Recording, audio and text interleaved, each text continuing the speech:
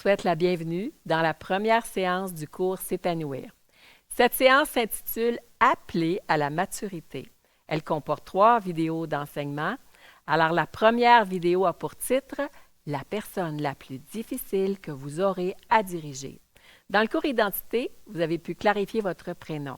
Vous avez commencé à comprendre que Dieu vous a donné des talents uniques.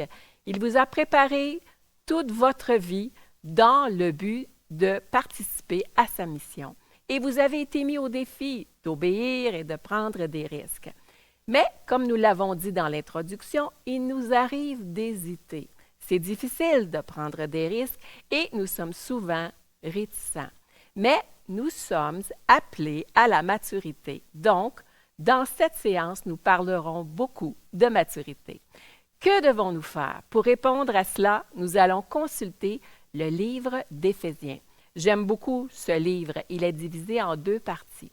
Dans la première moitié, Paul dévoile l'histoire de l'Évangile. Le chapitre 1 se lit comme une longue déclaration de bénédiction.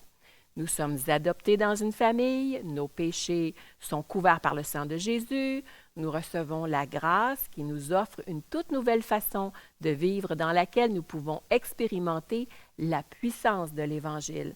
Notre vie a maintenant un but. Nous pouvons coopérer avec Dieu.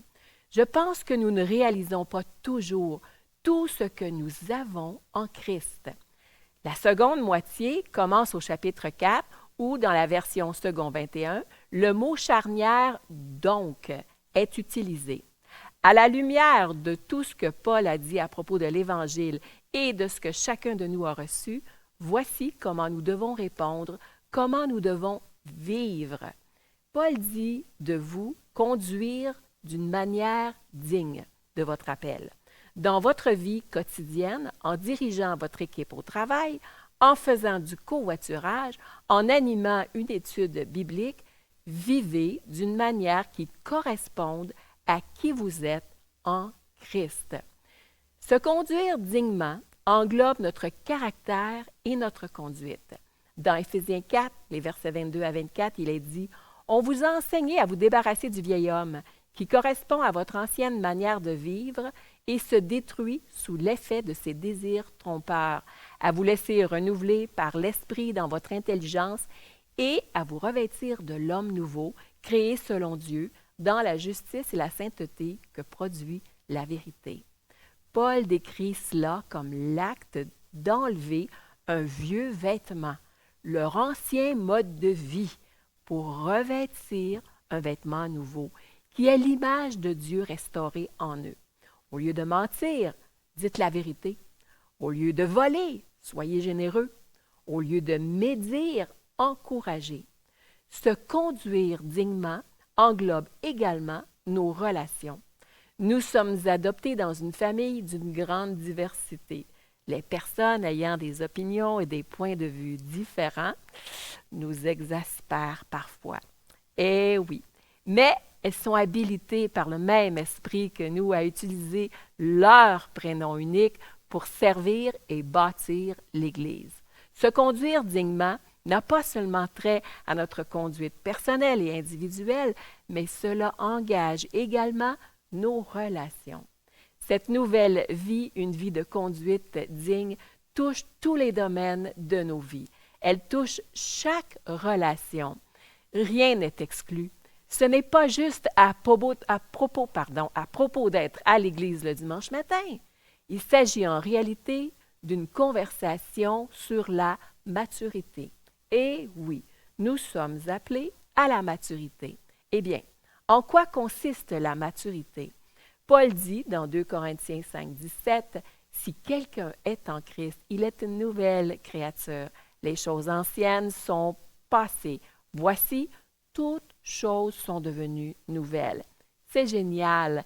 Et pourtant, la maturité n'est jamais une chose instantanée. Il y a des domaines dans ma vie qui sont encore immatures. J'ai encore parfois du mal à me rappeler qui je suis. Je lutte contre l'envie. J'ai parfois du mal dans mes relations. Je suis mature dans certains domaines et je dois encore m'améliorer dans d'autres. Voici ce que nous savons à propos de la maturité. C'est un processus qui dure toute une vie. Comme nous l'avons appris lorsque nous avons fait notre schéma chronologique, Dieu est à l'œuvre en nous tout au long de notre vie. La maturité n'est pas linéaire. Il y a des moments où nous faisons de grands progrès, mais ensuite, nous heurtons un obstacle et nous avons l'impression de reculer. Ce n'est pas grave. Continuez d'avancer. La maturité se développe dans le contexte de la communauté. Nous le faisons ensemble. Et enfin, la maturité est une quête intentionnelle. Cela n'arrive pas tout seul. Nous devons nous placer dans des situations où nous serons sous pression et où nous pourrons grandir, ce qui est exactement le but de ce cours. Tout au long de ce cours, nous serons tentés de tout régler dans nos vies. De nombreuses ressources vous sont proposées dans ce cours. Utilisez ce qui vous est utile et laissez le reste. Souvent, lorsque nous suivons un cours comme celui-ci ou faisons une lecture, nous décidons que nous allons changer nos habitudes sur le champ, tout de suite, aujourd'hui. Puis, nous sommes découragés parce que nous échouons. Tout au long de ce cours, nous nous appuierons sur ce postulat fondamental. C'est seulement par la puissance du Saint-Esprit que nous pouvons être transformés. Ce n'est pas nous qui le faisons, c'est lui. Et c'est un cheminement. Nous ne pouvons pas changer instantanément les schémas de pensée et les habitudes malsaines que nous avons passé des années à construire simplement parce que nous avons décidé de le faire. Il a fallu des années pour que nous soyons ce que nous sommes et construire des modèles plus sains est un processus. Et le Saint-Esprit est un excellent guide. Écoutez-le tout au long de ce cours. La question fondamentale sera « Père, sur quoi veux-tu que je me focalise en ce moment? » Vous pouvez laisser le reste. Le moment venu, sous sa direction, vous pourrez vous pencher sur d'autres aspects. Maintenant, quelques mots au sujet des paramètres de ce cours. Tout comme identité, s'épanouir n'est pas un cours de counseling. C'est un cours de leadership et une sorte de survol qui vous permet d'avoir une vue d'ensemble de ce qui se passe dans votre vie et votre leadership.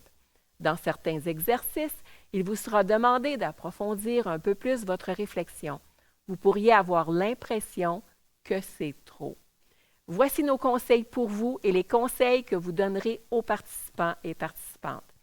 Songez dans la prière à la manière d'intégrer ce que vous apprenez. Vous n'êtes pas seul.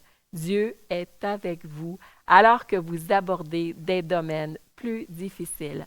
Ajustez votre rythme. Notre expérience avec le Saint-Esprit est qu'il est un guide qui nous fait grandir avec douceur. Si vous trébuchez ou si vous découvrez quelque chose de difficile, respirez profondément. Vous pouvez également faire une pause. Contactez votre animateur ou animatrice ou un ami, une amie de confiance. Vous découvrirez peut-être que vous avez besoin d'une aide supplémentaire dans certains domaines. Ce n'est pas grave. Votre animateur ou animatrice peut vous orienter vers des ressources telles que le counseling et ou les soins pastoraux. La responsabilité personnelle dans la maturité. Notre part. Quelle est la personne la plus difficile que vous ayez jamais dirigée? Est-ce quelqu'un au travail, un adolescent qui réplique, un bambin qui a une forte volonté? Et si je vous disais que la personne la plus difficile que vous aurez à diriger, c'est vous, seriez-vous d'accord?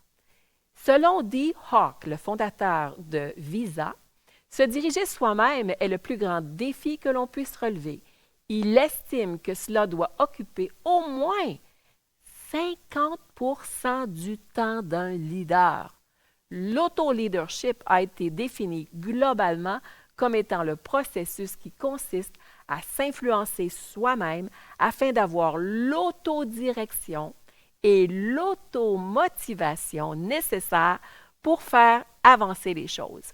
En d'autres termes, c'est prendre le contrôle de votre vie se maîtriser afin d'avancer vers ce que l'on désire en assumant la responsabilité personnelle de ses actions.